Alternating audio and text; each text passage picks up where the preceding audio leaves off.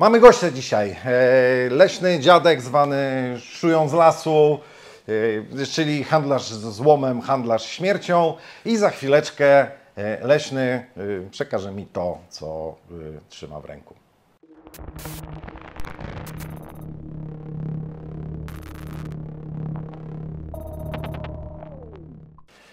Tak, z pewną dozą nieśmiałości, jak to było w tej reklamie, przekażę za chwilę. Z pewną taką nieśmiałością. A to nie było dozy. Z taką pewną nieśmiałością, bo jak wiecie, ja nie jestem aerowaty, ja jestem kałaszowaty bardziej. No ale jak to było w tym dowcipie, sorry Winnetu, business is business. Na początku była mowa, że podobno to jest fajny karabinek i że leśny mógłby zacząć tym handlować, żeby zarobić dobry pieniądz. No ale ja mówię, przecież to jest AR, co to ma wspólnego z kałaszem? Ale to jest dobry pieniądz. Wziąłem ja to do ręki, popatrzyłem, no malowane jak malowane. Rączka się rusza, może nie dokręciłem. No dobra, spróbujemy. Zrobiłem taki dziadowski test i potem mówię znajomy, a wiecie co? Do fragauta bym to zawiózł. Chłopie, ty się mocno zastanów, bo on to taki jest, że wie, że ci będzie same wady wyszukiwał. Już bez przesady. No, słuchajcie. No. Także tego w imieniu bardzo wręczam ci ten oto karabinek, czyń swoją powinność. Ku chwale leśnego. I teraz tak, zrobimy to trochę nietypowo, bo za chwilę zobaczycie pierwszą część filmu o tym karabinku, żeby się nikt nie czepiał. 16 razy go sprawdzaliśmy, zanim zaczęliśmy nagranie. Zrobimy to nietypowo, bo zrobimy to tak. Za chwilę zobaczycie pierwszą część pod tytułem Pokaż kotku, co masz w środku. I postaram się... No tak, M4 mają. I postaram się pokazać Wam w szczególikach, jak wygląda ten egzemplarz po wystrzeleniu 500 mniej więcej sztuk amunicji. Na dzisiaj mamy na strzelnicy 500 i około 300 w tych testach pierwszych 800. 800. Ja dostrzelę pewnie około 150-200. I robimy tak. Dzisiaj robimy wiwisekcję tego karabinka. Za parę dni pojedziemy na strzelnicę i zobaczymy, jak się z niego strzela, jakieś dynamiki i spróbujemy strzelić z niego na 100 i 300 metrów. Potem karabinek wraca do dziadka. 300 metrów? Dobrze. Ja wiem, że ty celu nie widzisz. Ja strzelam na wyczucie. Potem karabinek wraca do dziadka, trafia do Was na strzelnicę, jest tam katowany przez mniej więcej 1,5 miesiąca do 2. I ten karabinek, ten sam, więc tak, zapamiętajcie, zapiszcie sobie numerek, który potem zobaczycie. Ten sam karabinek wróci do nas po tym, jak już będzie miał parę tysięcy sztuk na strzału i wtedy zobaczymy, co się w nim zużyło i zobaczymy, czy w jakikolwiek sposób zmieniły się parametry tego karabinka, jeśli chodzi o celność. A niewierni Tomasze, jakby chcieli sprawdzić, czy on rzeczywiście przez ten czas pracuje, to ja Was zapraszam na Srebrną Górę, na strzelnicę leśnego dziada i tam na ścianie będzie wisiał i każdy sobie będzie mógł wystrzelić magazynek, a my założyliśmy mu taką metryczkę broni, żeby ten przebieg gdzieś sobie notować. O, to tak Także wygląda. musicie po prostu zaufać leśnemu, że on naprawdę przeorze ten karabinek. Oksymoron. Zaufaj leśnemu, dobry SS tam. Sucha woda. Coś ale no niestety nie mamy wyjścia, musimy mu zaufać. Założenie jest takie, bo żeśmy z dziadkiem rozmawiali przed, założenie jest takie, że oni chcą doprowadzić do momentu, aż ten karabinek przestanie strzelać. Nie dlatego, że będzie brudny, tylko że urwie mu rygle, posypią się pierścienie na zamku albo stanie się cokolwiek innego. Tak? Czyli zaczynamy z karabinkiem z małym przebiegiem, a po dużym przebiegu zobaczymy, co chiński AR, on się nazywa CQA556, potrafi. Design to kill infantry or group of individuals or coś tam. Instrukcję Wam też pokażę, bo jest naprawdę zabawne. To tyle. Dzięki dziadku za przekazanie szpeju do testów. Wróć, nie do testów, do recenzji. Nie robimy testów, robimy recenzję. Za przekazanie karabinka do recenzji kończymy gadkę i lecimy na nasze deseczki. Do roboty. Do roboty. To nara. Wbrew wszystkim przeciwnościom losu dostałem właśnie w nocha i strasznie krwawie, ale mimo wszystko, moi drodzy, jedno. Na hasło Fragout każdy, kto kupi w sklepie leśnego ten piękny karabinek, otrzyma dojazd gratis. Dowieziemy wszędzie, do Łeby, do Ustrzyk Dolnych, a nawet do Warszawy. Zupełnie za darmo dowieziemy. Idę wstrzymywać krwotok. Trzymajcie się. I tak oto, przed Wami na naszych deskach CQA 5,56 Semi-Automatic Rifle, czyli chiński klon karabinka M4, kosztujący 3499 zł polskich, czyli najtańszy AR na rynku. Cóż ten AR ma? Niestety, zaczniemy może od tego, co ma w ukompletowaniu, chociaż to, co widzicie tutaj przed Wami, karabinek, magazynek, zestaw do czyszczenia i olejarka. To nie jest wszystko, bo szuja leśna nie dała mi, proszę Was, w ogóle, nie dała mi pasa. A szkoda, dlatego że ten pas jest, tak jak widziałem na jego filmie, który macie tutaj, to ten pas wygląda na całkiem fajny, w przeciwieństwie do oryginalnego pasa od M4, no bo wygląda na bardzo solidny. Dobra, i teraz tak. A propos porównań, nie zamierzam porównywać tego karabinka ze Stagiem. Nie dlatego, że się boję, że Stag źle wypadnie, tylko nie będziemy porównywać karabinka kosztującego niewiele drożej niż łoże, które mam założone na swoim karabinku. Tak jak mówię, nie dlatego, że się boję, że przepłaciłeś, nie chciałem mieć oryginał, to zapłaciłem, tak? No nie zapłaciłem 3000 zł, tylko znacznie mniej. Ale nieważne. Nie chodzi o to, żeby to z czymkolwiek porównywać. Tak jak Wam powiedziałem na początku, chcemy z Leśnym zrobić 3 filmy. Pierwszy dziś, drugi w przyszłym tygodniu i trzeci za 2 miesiące. Jak ten karabinek osiągnie 5 do 6 tysięcy strzałów. Dlaczego? Dlatego. Bo w instrukcji podana jest żywotność karabinka 6 tysięcy strzałów. I zobaczymy, jak bardzo jest to zbieżne z rzeczywistością. Ok, przechodzimy do tych danych, w końcu już dosyć gadania. Karabinek będący klonem karabinka M4A2 chyba, on się nazywa, z zdejmowaną rękojeścią i z oszynowaniem. Lufa 14,5 cala, skok gwintu według danych dostępnych w internetach, bo nie ma tego w instrukcji, 1:9. Urządzenie wylotowe typu A2, na końcu lufy gwint 1/2/28, przewód lufy chromowany wewnątrz. Lufa z zewnątrz wykończona fosforanowaniem albo parkeryzowaniem, tak? Urządzenie, muszka z podstawą, klasyczny żagielek, możliwość zamontowania bagnetu. Sprawdzimy na strzelnicy, czy bagnet się da założyć i jak to strzela z bagnetem. System gazowy długości carbine. W pełni oszynowane dwuczęściowe łoże łączone śrubami. Zmierzę jedną rzecz, bo rozmawiałem z ludźmi, którzy mają te karabinki, bo te karabinki w Polsce wbrew pozorom od paru lat są. Pochodzą z prywatnego importu, głównie z Czech, ale są. I zwrócono mi uwagę, żeby zmierzyć średnicę przedniego mocowania łoża, dlatego że podobno oryginalny kac nie wchodzi. Ale z drugiej strony założylibyście łoże za 2500 do karabinka za 3,5, bo ja nie. Dobra, lecimy dalej. Kaliber 5,56, czyli można z niego strzelać amunicją 5,56 i 223. No tu w instrukcji podają SS-109, M193, M855S, jasne. Czyli amunicja szczególnie niebezpieczna.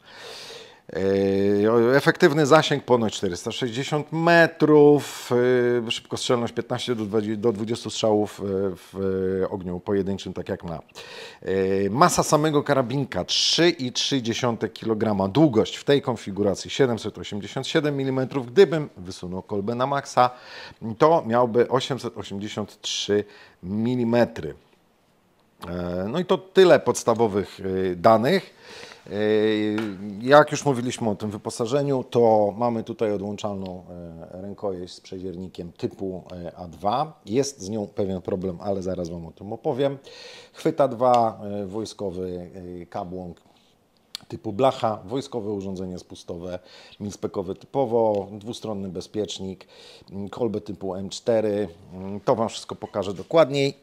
I cechą wyróżniającą ten karabinek w odróżnieniu do oryginału M4 czy do mojego ukochanego Stagusia jest obecność tego elementu, tak? To też Wam pokażę wszystko dokładnie. To jest dwustronny zatrzask magazynka.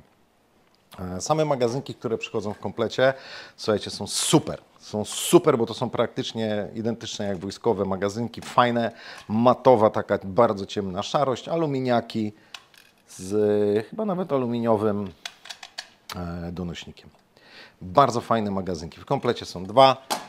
Zestaw do czyszczenia, no to Szuja Leśna już Wam pokazywała. Mieć i nie używać.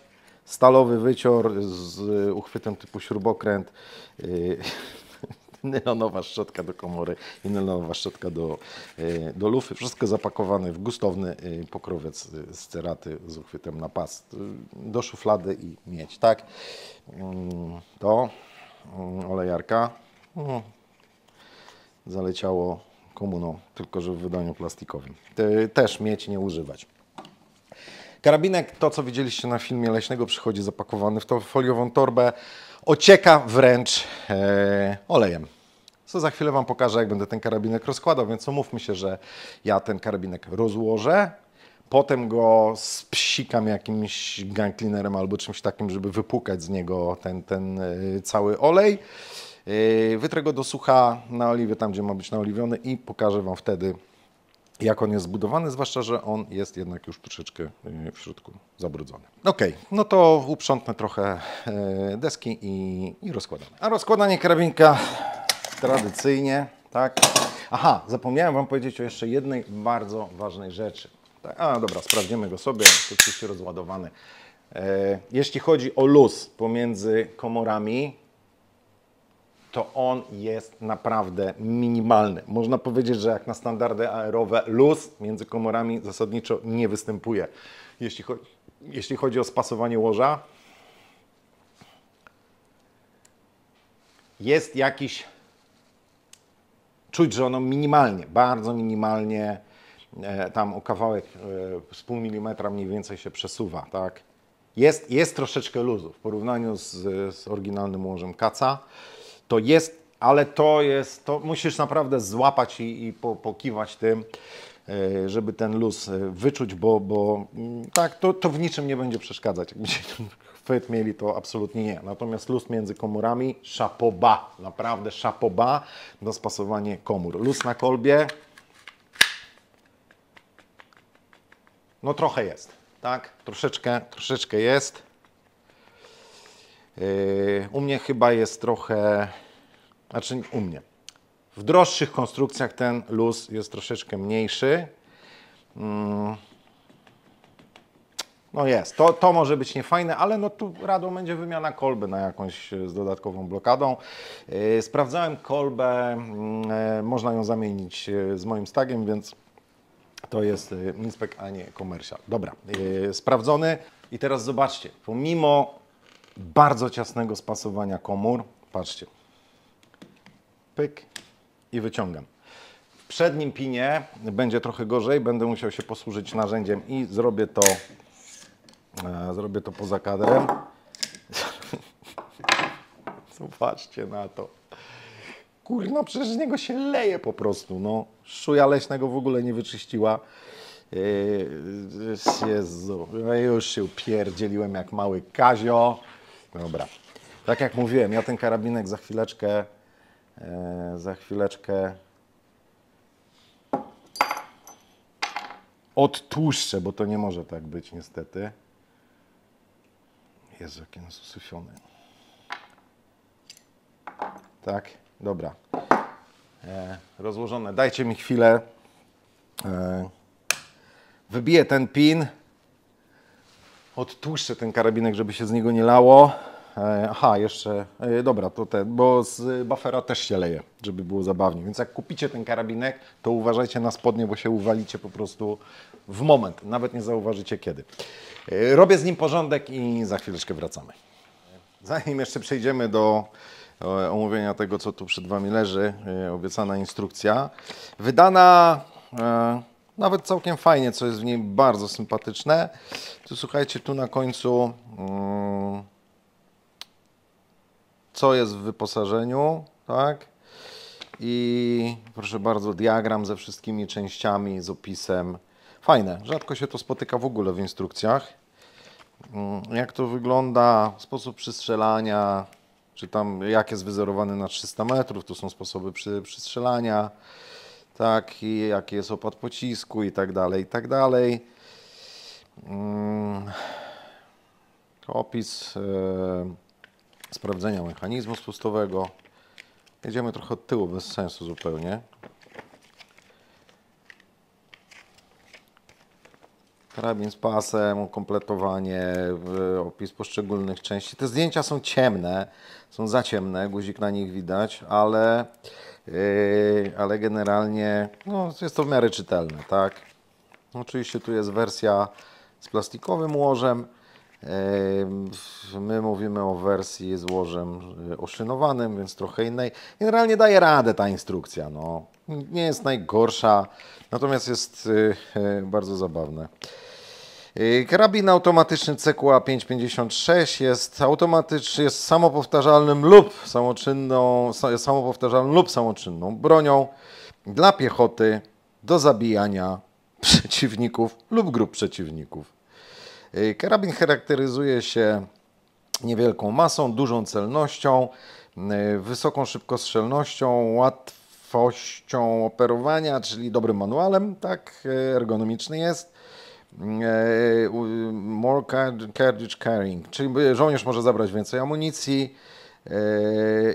Makes the operator enjoy a better annihilating firepower within 460 metrów.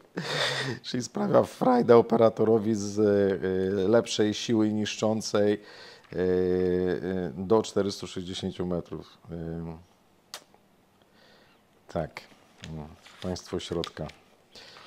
Prawie teutońskie poczucie humoru. No ale nic, dobra. Ok, tyle o instrukcji. Lecimy z tym, co leży przed Wami. Zacznijmy od dołu, czyli od komory spustowej. No i teraz tak, teoretycznie jak komora od M4 z tej strony, ale z tej strony już nie. Dlatego, że jak się przyjrzycie, nie musicie się nawet specjalnie mocno przyglądać. Dodatkowy przycisk zatrzasku magazynka dla osób leworęcznych obsługiwany z lewej strony szkieletu. Działa troszeczkę gorzej niż ten, dlatego że działanie tego zatrzasku jest takie, że naciskam i on wypycha, tak, jak w klasycznej MC. Wypycha cały zatrzask, a tu mamy dźwignię. I to mamy dźwignię taką, że od strony, pod której naciskamy, czyli od tej, jest krótsze ramię, a tu jest dłuższe ramię. Więc to jest takie... Działa, ale trzeba to naprawdę solidnie nacisnąć, żeby ten magazynek wypadł. Ale działa, jest, dwustronny. I teraz tak, komora cywilna, jak widzicie jest tutaj to przewężenie i generalnie pogrubione ścianki, to tak jak mówiłem nie jest wzmocniona wytrzymałość czy jakieś Bóg wie co, tylko to jest po prostu zabezpieczenie przed łatwym wsadzeniem do wnętrza spustu samoczynnego. Spust typowy mil-spec, ucywilizowany, czyli bez możliwości prowadzenia ognia ciągłego. No i jak wygląda ta komora? Jak się przyglądam, ona w środku jest zrobiona całkiem precyzyjnie. Tak? Nie widzę tu jakichś drastycznych śladów po przejściach narzędzi. Jak się tak popatrzeć pod światło, to może trochę tak, ale generalnie obróbka wewnątrz jest spoko. Z zewnątrz to wygląda już minimalnie gorzej. Znajomy mi mówił, żeby zwrócić uwagę przede wszystkim na ten bezpiecznik, bo podobno ta śruba trzyma się na maksymach przewodniczącego Mao i Loctite. I jak się to odkręci, to potem się tego już nie dokręci, albo jest bardzo ciężko. Z zewnątrz ten odlew... No nie widzę, żeby tu był jakiś dramat, tak, na tym odlewie. No to jest taka w miarę normalna komora od M4. Różnicą jest to, że w większości przypadków te pipki są bardziej wypukłe, tak, takie powiedzmy pozostałość po M16, tak. No tu to nic nie robi, no w niektórych zwykłych HR-ach, nie chińskich też tak jest, więc tu się nie ma co czepiać. Ona tu jest w miarę dobrze zrobiona. Ciekawi mnie cholernie to pokrycie, bo szczerze mówiąc nie wygląda mi to na anodowanie twarde typu trzeciego, raczej na jakąś farbę. I to Tutaj widać, tak? Zobaczcie, to wygląda dla mnie, jakby to było po prostu lakierowane w jakiś sposób, takim półmatowym czy matowym nawet lakierem. Ciekawe, jak to się będzie zużywać, ale o, no co, jakie niedoróbki, no szukam teraz tak trochę na siłę. Widzicie, tutaj jest jakaś taki ślad nie do końca obrobiony po formie.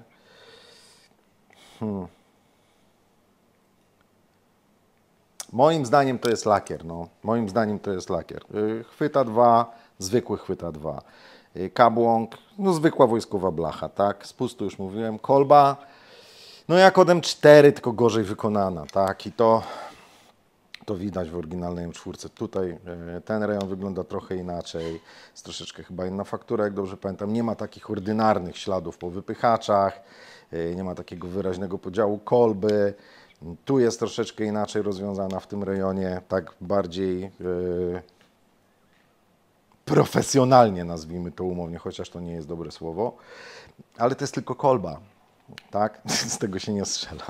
Nie no, z jej użyciem, ale ona ma służyć do podparcia ramienia i policzka z przodu, a nie do patrzenia się, więc jeżeli nie jesteś przesadnym estetą tak, to nie będzie Ci w ogóle przeszkadzać. Będzie Ci to przeszkadzać, to kupisz sobie taką samą kolbę, tylko trochę tam za parę złotych i wymienisz. Jak będzie Ci jeszcze bardziej przeszkadzać, to wymienisz to w ogóle w cholerę na normalną kolbę, a nie na zwykłą kolbę od M4 i tyle. Nikt nie będzie z tym kombinował jak kulawy koń pod górę. W miarę przyzwoicie to jest wykonane, jeśli chodzi o komorę spustową. Nie jest może super top hiper, ale jest całkiem przyzwoicie. Komora zamkowa, tu jest troszeczkę gorzej, bo tu nawet nie trzeba się bardzo przyglądać, żeby zobaczyć takie, nie wiem czy to dla Was będzie widoczne, postaram się to Wam pokazać. Widzicie? Takie jakby nierówności są na tej powierzchni. To wygląda jakby ta komora nie została albo obrobiona dokładnie, albo w ogóle, tak? Odlew poszedł, bach, dziękuję, w środku tylko i sprawa załatwiona. Jak się potem palcem przeciąga, to też delikatnie czuć te takie właśnie niedociągnięcia. To nie jest idealnie gładkie, jak w droższych HR-ach, tak? No ale temu się trzeba przyjrzeć, żeby to zobaczyć. Jak dalej, to odlew jest całkiem sympatyczny. Szynę to zaraz sobie sprawdzimy, jak go złożę.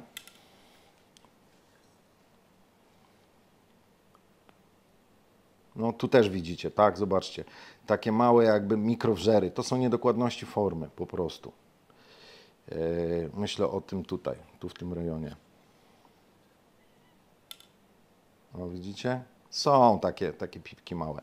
No tego w tych droższych HR-ach nie zobaczycie, ale tu znowu musicie się przyjrzeć, żeby to zobaczyć. I to jest HR kosztujący 3,5 tysiąca złotych. No.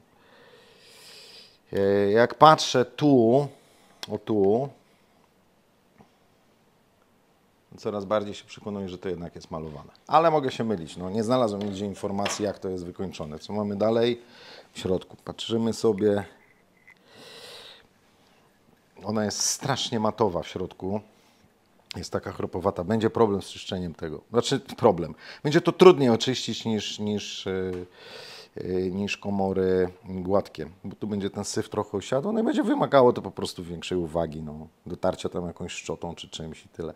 Jak to się wyciera, jak po 500 strzałach, 800, tak jak dziadek powiedział, no nie ma dramatu, no. Rampy pójdą, tak, to nie jest ten top of the top. Obrazek tutaj z boku widzicie. Rampy, czyli wślizgi nabojowe, no dają radę, no. Sprawdzimy, ale jak na 800 się nie ciął, to i dalej też się ciąć raczej nie będzie. Łoże. No i teraz zobaczcie to wykonanie. Tu widzicie tego farfocla i drugi taki sam farfocel jest tu. Moim zdaniem to jest po tym, jak pan Lee z panem Wongiem użyli narzędzia do odciągnięcia tego delta ringu i po prostu to zostało zarysowane. Pan Lee zarysował, pan Wong walnął tu kleksa z lakieru i już. Tak to wygląda. Bo to jest zbyt symetrycznie, są te uszkodzenia, żeby to szuja z lasu zepsuła. To jest, podejrzewam, przy montażu zdrapany lakier, czy tam powłoka i zabezpieczony po prostu takim kleksem. To zresztą widać dość wyraźnie, bo ten rejon jest bardziej błyszczący niż wszystko dookoła, tak? Widzicie? Jest różnica. No tak, to jest właśnie ten. Lufa jest wbrew pozorom bardzo fajnie zrobiona, muszę przyznać. To fosforanowanie czy tam parkeryzowanie, bardzo fajnie. No profil government, więc można sobie założyć bagnet, można sobie założyć granatnik, jak ktoś będzie potrzebował. Podstawa muchy. Kurde, ona jest równiejsza i ładniej zrobiona niż w niejednym droższym AR-ze, gdzie potrafi to być po prostu krzywo odlane. Znaczy podstawa jest prosta, ale kształt ma krzywy, tak? Tu jest fajnie zrobione. Mucha, bardzo ładnie, bardzo wyraźna. Gruba, no to jest ta słupkowa z 4 klikami. No tu szału nie będzie, no wojskowa ta.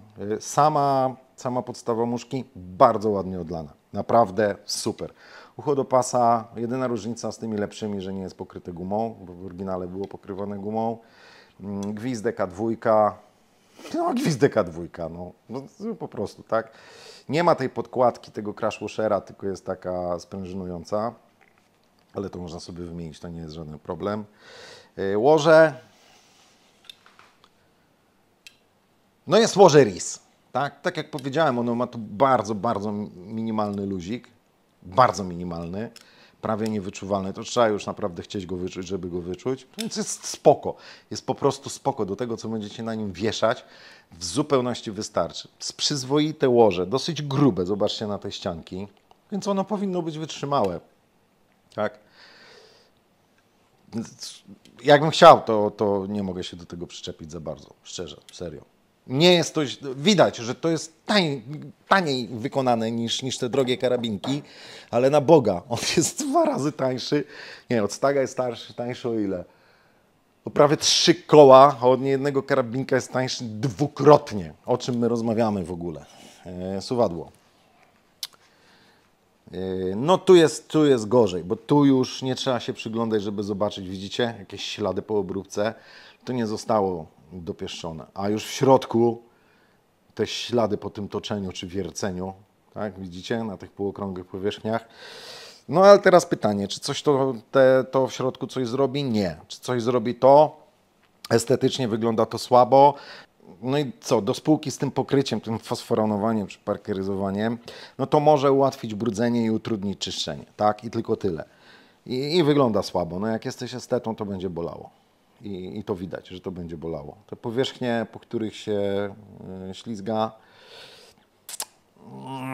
mogłyby być lepiej zrobione, no ale tak, zobaczymy jak to się będzie zużywać. Tu szału nie ma, ale z drugiej strony nie jest to jakiś dramat. Od spodu dokładnie to samo, zobaczcie jakieś ślady po obróbce są na tym suwadle. No to jest zrobione tanim kosztem. Tak jak ten karabinek tanio kosztuje, to takie to zrobione tanim kosztem. Ale patrzcie teraz. Widzicie? Wnętrze, gniazdo zamka w suwadle jest chromowane, tak? Czyli ten element, który jest najłatwiej zabrudzić, najtrudniej wyczyścić, jest kurna chromowany w karabinku za 3,5 tysiąca złotych. Nie widzę dobrze, czy jest chromowane wnętrze klucza gazowego. Chyba nie. Więc to nie jest taki top of the top, jeśli chodzi o wykończenie, ale jest chromowane gniazdo z zamka w suwadle. Jakieś pytania? Poza tym, że to widać, że to jest tanie. To po suwadle niestety to widać, ale jest chromowany. No nic, zobaczymy. Mówię, to jest karabin, który ma strzelone 800 sztuk amunicji. Zobaczymy, jak on będzie wyglądał, jak będzie miał kilka tysięcy. Zamek. Patrzymy sobie na rygle. No widać na nich jakiś tam stopień zużycia, tak? To się trochę przyciera. Czy one się jakoś odkształcają? No niby coś tu pod paznokciem czuć od tyłu, no ale to nie wiem, czy to... Zobaczymy, tak? To będzie rzecz, na którą trzeba będzie zwrócić uwagę od przodu. One nie wyglądają źle, tak? One nie wyglądają na to, żeby się wycierały, łamały, wyginały, traciły kształt czy coś. Nie. Tu generalnie dramatu nie ma. Też jest to tani zamek, więc on na pewno nie będzie tak dokładnie wykonany jak te drogie. I na pewno zobaczymy, jak on będzie wyglądał po wystrzeleniu kilku tysięcy sztuk amunicji. Na pewno będą problemy z czyszczeniem, tak? Zobaczcie, on jest też taki chropowaty, jakiś fosforanowany czy parkeryzowany. I zobaczcie, ja to trochę przecierałem i tutaj na tym trzonie, no niestety jest syf. To będzie problem z czyszczeniem tego, bo ta chropowata powierzchnia w połączeniu z tymi gazami, tu będzie grubo. Czyli na to trzeba będzie zwracać uwagę, żeby to po prostu czyścić, a czyszczenie tego do najłatwiejszych należeć niestety nie będzie. Czoło zamka, no jak czoło zamka, tak? Trochę miedzi, kto nie ma miedzi, ten w domu siedzi, zostało. Mówię, ja go nie czyściłem, ja go tylko wypłukałem z tego oleju, żeby się nie ufaflunić jak dzieciak. Ale tak, ten wieniec ryglowy, nie, no tak, nie jest zły, nie jest zły. Zobaczymy, mówię, 5000 strzałów mniej więcej i zobaczymy, jak on będzie wyglądał. Iglica, zero w ogóle, zero czegokolwiek, zwykła iglica, trzmień sterujący, no będzie to samo, co z zamkiem, tak? Będzie to samo, co z zamkiem. On jest po prostu chorobowaty i on się będzie syfił, jego będzie trudno wyczyścić. Takie życie. Po prostu. Rękojeść przeładowania, klasyczny jednostronny mil-spec, zero uwag. Buffer ze sprężyną, klasyka gatunku, zero uwag. I rękojeść. I z tą rękojeścią jest pewien problem, bo ona wygląda na zrobioną całkiem fajnie, chociaż tak, no, patrząc na rękojeść nabieram coraz większej pewności, że to jest malowane. Nie jest zrobiona tak dokładnie i tak fajnie jak te lepsze, ale podejrzewam, że powinna działać, o ile będzie się dało zamocować ją stabilnie. To, co dziadek śmiał się przy przekazaniu, że ta rękojeść się buja. Oni ją zdjęli, potem żeśmy ją potem oni ją założyli na sztukę, tam częściowo na łożu, częściowo na komorze, żeby po prostu nie zginęła. I ja ją próbowałem założyć na komorze i ściskam te śruby na maksa. Na boki siedzi, przód, tył ma lekki luz. Nie wiem, z czego to wynika. Nie wygląda na to, żeby oni coś tu zgubili. Będę musiał z tym pokombinować i zobaczyć, czy to się da zakręcić w jakiś sprytny sposób na łożu, tak żeby nie chodziło, bo ma minimalny luz przód, tył, rok po 2 mm. A to nie, to tak nie, to nie będzie celne. Ja chciałem postrzelać z mechaników. Jak się nie da, to założę jakiś kolimator i postrzelam z kolimatora. No, co mam zrobić? Żeby sprawdzić, jak to bije z 50-100 i może na 300 metrów. Ręko jest zrobiona nawet nie najgorzej, ale tu nie ma szału. No i jestem bardzo ciekaw, dlaczego ona się po prostu buja przód, tył. Tak. No i tyle. Pokaż, kotku, co masz w środku. Złożę go i spróbuję zrobić jeszcze jedną rzecz, a potem skończymy ten odcinek i będziemy kręcić już strzelanie. No to słuchajcie, tak na szybciutko spróbuję jeszcze z użyciem tegoż precyzyjnego narzędzia pomierzyć pewne rzeczy w porównaniu ze stagiem. Spróbuję na początek, może mi się uda, zmierzyć średnicę zewnętrzną niestety, ale może coś to nam powie. Pierścienia mocującego łoże z przodu. I ów pierścień ma 41,2 i 9 zewnętrzną średnicę. 42,9 mm.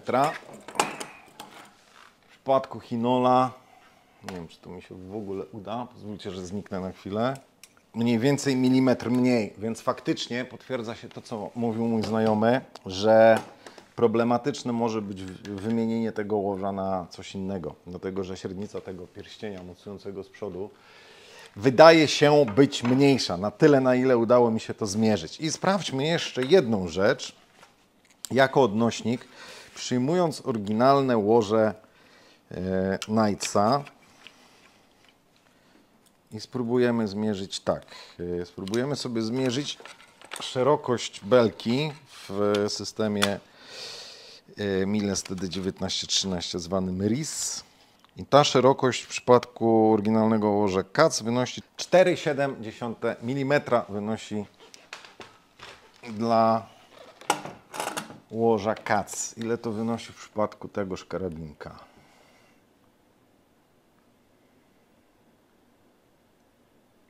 4,8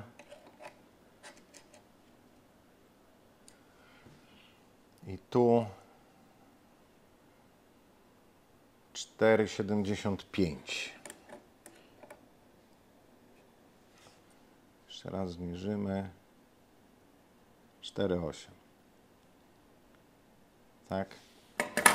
Czyli jest minimalna różnica. Jak już jesteśmy przy tym, to zmierzmy sobie szerokość szyny.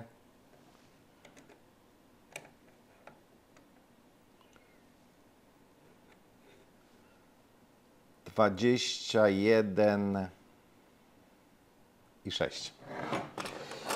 A tu z przodu.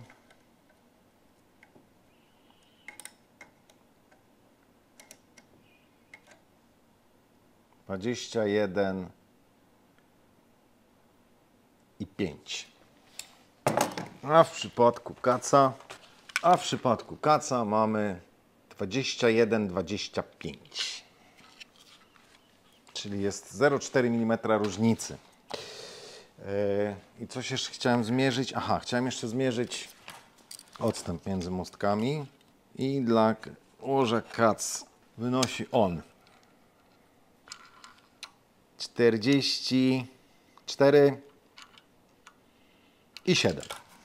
Czyli tyle samo co szerokość belki w przypadku górnej szyny w tym.